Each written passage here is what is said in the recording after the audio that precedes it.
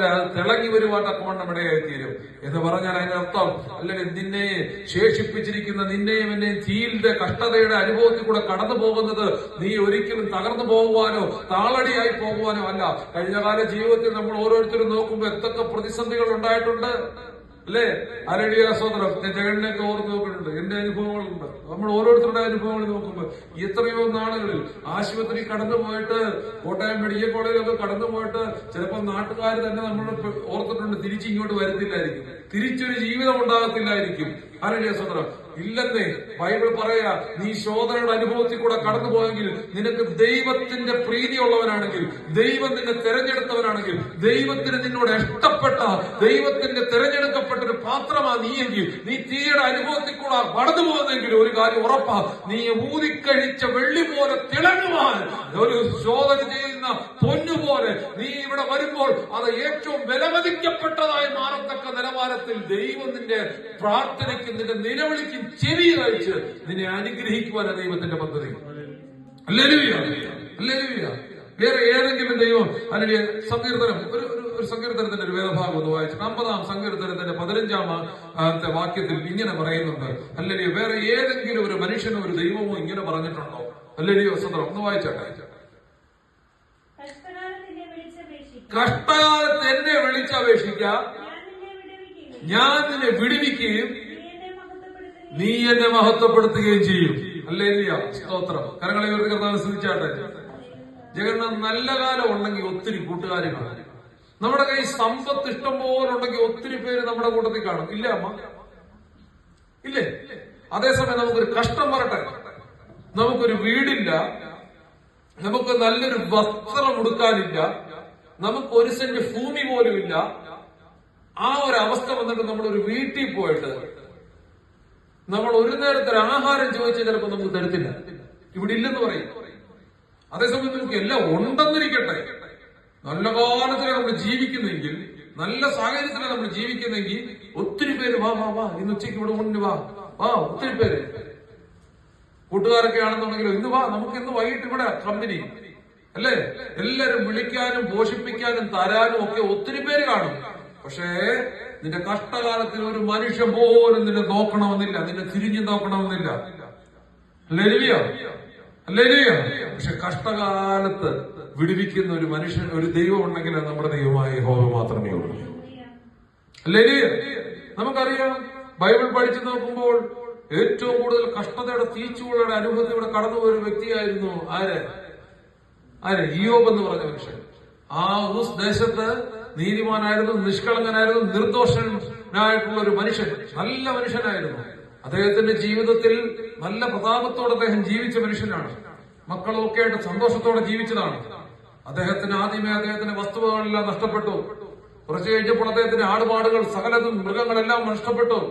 കുറച്ചു കഴിഞ്ഞപ്പോൾ അദ്ദേഹത്തിന്റെ മക്കൾ അദ്ദേഹത്തിന്റെ ജ്യേഷ്ഠന്റെ ഭവനത്തിൽ കൂടാരത്തിൽ അവർക്ക് വിരുന്ന് കഴിച്ചുകൊണ്ടിരുന്നപ്പോൾ അവിടെ വലിയൊരു പെരുങ്കാറ്റടിച്ച് അത് തകർന്നുപോയി. മക്കൾ മുഴുവൻ നഷ്ടപ്പെട്ടു. അവസാനം ഭാര്യയും അദ്ദേഹവും മാത്രമായി, ചില സുഹൃത്തുക്കളും മാത്രമായി. ഈ സമയത്ത് ഇദ്ദേഹത്തിന് അസുഖം വന്നു. ഇദ്ദേഹത്തിന്റെ ശരീരം മുഴുവൻ വ്രണങ്ങളാൽ നിറയപ്പെടുവാൻ തക്കവിടെ തീർന്നു. വ്രണം നിറഞ്ഞിട്ട് ഓട്ട് കഷ്ണം എടുത്ത് ചൊറിഞ്ഞുകൊണ്ടിരിക്കുന്ന അനുഭവത്തിൽ, അത് കുഷ്ഠരോഗമാണോ എന്തോ വലിയ രോഗം വന്നു. അവസാനം സ്വന്തം ഭാര്യയ്ക്ക് പോലും അത് വളരെ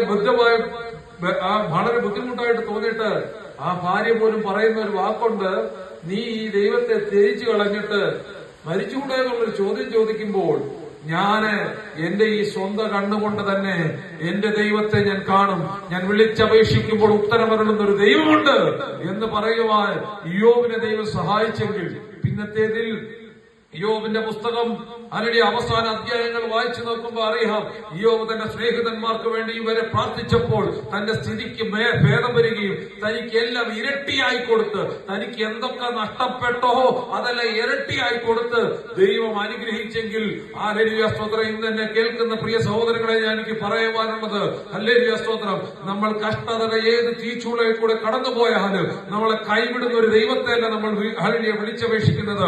നീ എന്റെ കഷ്ടകാലത്ത് നീ എന്നെ വിളിച്ചപേക്ഷിക്കുക, ഹല്ലേലൂയ സ്തോത്രം എന്ന് പറഞ്ഞ ഒരേ ഒരു ദൈവം, ആ ദൈവം മറുപടി തരുമെന്ന് പറഞ്ഞാൽ മറുപടി തരുന്ന ഒരു ദൈവത്തെയാണ് നമ്മൾ സേവിക്കുന്നത്. കരങ്ങളെ ഉയർത്തി കർത്താവിനെ സ്തുതിച്ചാട്ടെ. പിന്നെ കഷ്ടം അനുഭവിക്കുമ്പോൾ ഹല്ലേലൂയ സ്തോത്രം, ദൈവത്തെ നമ്മൾ തള്ളിപ്പറയരുത്. എന്ത് ചെയ്യണം? നമ്മൾ ദൈവത്തോട് പ്രാർത്ഥിക്കണം. ഹല്ലേലൂയ സ്തോത്രം. യാക്കോബിന്റെ ലേഖനം എന്നെടുത്താണ്. യാക്കോബിന്റെ ലേഖനം അതിന്റെ 5-ാമത്തെ 13 മുതലുള്ള വാക്യങ്ങളൊന്ന് വായിച്ചാട്ടെ. യാക്കോബിന്റെ ലേഖനം 5:13. ഹല്ലേലൂയ.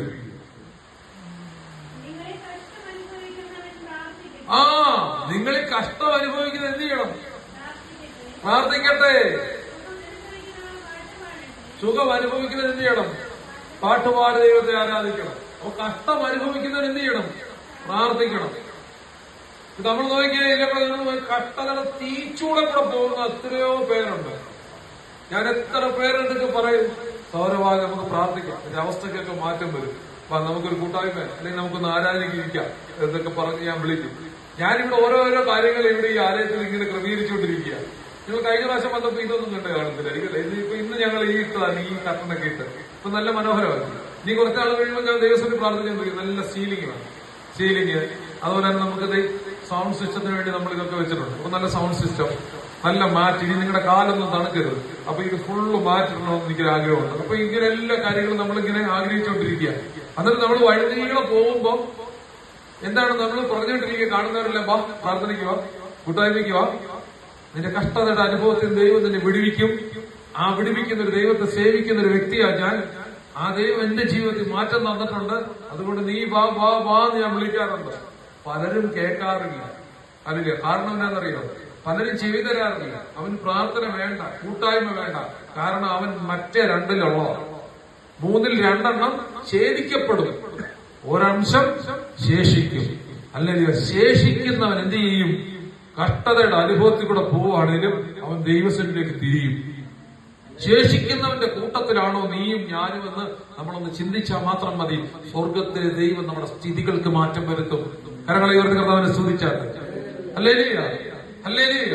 ദൈവമക്കളെ, നല്ല സാഹചര്യങ്ങളുണ്ട്. നല്ല ഞാനിവിടെ വന്നപ്പോ ഈ കസാരകളെല്ലാം ഇങ്ങനെ നിരത്തിയൊക്കെ ഇട്ട് ഇപ്പൊ ഞാൻ 50 കസാരകൾ ഓർഡർ ചെയ്യാൻ വേണ്ടി കഴിഞ്ഞ ദിവസം ഒരാളെ വിളിച്ചു. വെള്ള കസാരയൊക്കെയാണ് നമ്മള് നല്ല കസാരകളൊക്കെ എഴുതി നിരത്തിയൊക്കെ ഇട്ടിരിക്കുക. ഇതിനു വേണ്ടിയാണെന്നറിയാം, നമുക്ക് ദൈവത്തോട് ദൈവത്തെ വിളിച്ച് അപേക്ഷിക്കണം. അല്ലേ അമ്മ?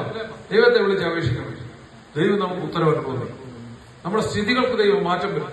നമ്മുടെ തലമുറകളെ ദൈവം അനുഗ്രഹിക്കും. ഇരട്ടി നന്മയാൽ ദൈവം നമ്മളെ നടത്തും. നമ്മളെ കൈവിട്ട് കളയുന്ന ഒരു ദൈവമല്ല നമ്മുടെ ദൈവം. ഹല്ലേലൂയ. ഇവിടെ യാക്കോബിന്റെ ലേഖനത്തിൽ പറയുന്നു, കഷ്ടം അനുഭവിക്കുന്നവർ എന്ത് ചെയ്യണം? പ്രാർത്ഥിക്കണം. പ്രാർത്ഥിക്കാനുള്ള സാഹചര്യം എല്ലാം ഒരുക്കി. ഇതിൽ കൂടുതൽ സാഹചര്യം വേണോ? ഇതിൽ കൂടുതൽ സാഹചര്യം വേണോ?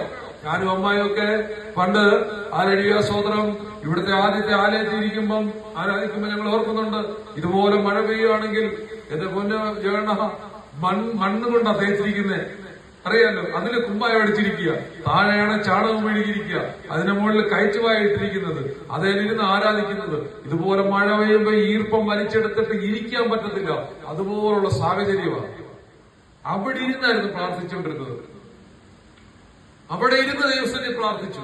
ചാണകം മെഴുകിയ അനുഭവത്തിൽ, ഈർപ്പമടിച്ച അനുഭവത്തിൽ, ഞെരുങ്ങിയ അനുഭവത്തിൽ കാലങ്ങൾക്ക് മുമ്പ്, വർഷങ്ങൾക്ക് മുമ്പ് പ്രാർത്ഥിച്ചു. ആ പ്രാർത്ഥിച്ച പ്രാർത്ഥന സ്വർഗം കേൾക്കാതിരുന്നില്ല. ആ ദൈവം അന്ന് കേട്ടത് കൊണ്ടാണ് ഇന്ന് നമുക്ക് ഇതുപോലുള്ള സാഹചര്യങ്ങൾ ദൈവം ഒരുക്കി തന്നത്. ഹല്ലേലൂയ. ഇത്രയും മഹത്വമുള്ള അനുഭവങ്ങൾ ദൈവം ഒരുക്കി തന്നത്. ഈ വാഗമണ്ണിലെ ഈ ഹൃദയഭാഗത്ത്, ഈ പൈൻവാലിൽ ഇത്രയും ആൾക്കാർ വരുന്നിടത്ത് ഇത്രയും നല്ല മനോഹരമായ കെട്ടിടം